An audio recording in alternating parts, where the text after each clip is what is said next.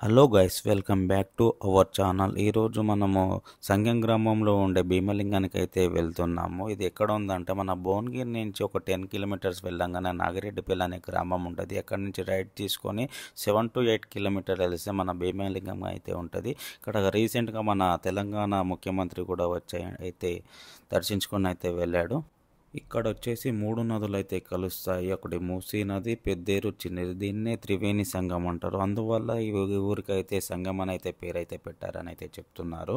ఈ 3 నదుల ప్రభావం ఎక్కువైనప్పుడు కూడా వాటర్ ఎంత హైట్లో వచ్చినా కానీ ఇక్కడ మన శివలింగం అయితే మునగదని అయితే చాలా మంది అయితే చెప్తున్నారు. వ్యూ అయితే చూడడానికి అయితే చాలా బాగుంది. వాటర్ అయితే చాలా బాగా పోతున్నాయి. సేమ్ వాటర్ ఫాల్ లెక్కనైతే అయితే కనిపిస్తున్నాయి. ఇంత ముందుకు వచ్చేసి మనము శివలింగం దగ్గరికి పోవడానికి అయితే దారి లేకుండా ఇప్పుడైతే వే అయితే వేశారు. కార్తీక మాసంలో అయితే భక్తులు అయితే చాలా మంది అయితే వచ్చి అయితే దేవుని అయితే దర్శించుకుంటున్నారు. డైలీ అయితే ఇక్కడైతే పబ్లిక్ అయితే కార్తీక మాసం అయితే చాలా మంది అయితే ఉంటున్నారు.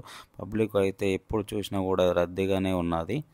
ఇక్కడ చాలా మంది వచ్చి అయితే దేవుని అయితే దర్శించుకొని అయితే వెళ్తున్నారు.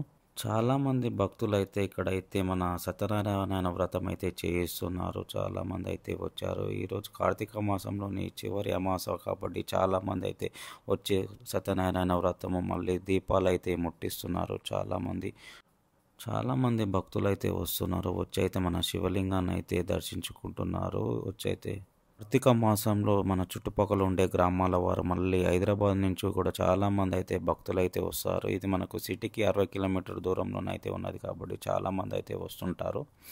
మనం కూడా అయితే దేవుని అయితే దర్శించుకోవడం అయితే జరిగింది.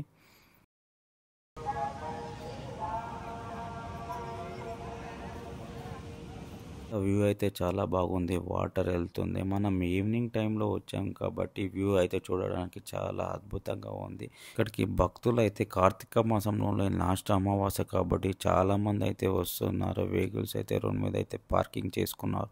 ఇక్కడ మేనేజ్మెంట్ వాళ్ళు కూడా భక్తులకు ఎలాంటి ఇబ్బంది లేకుండా అయితే ఏర్పాట్లు అయితే చాలా చక్కగా అయితే చేశారు.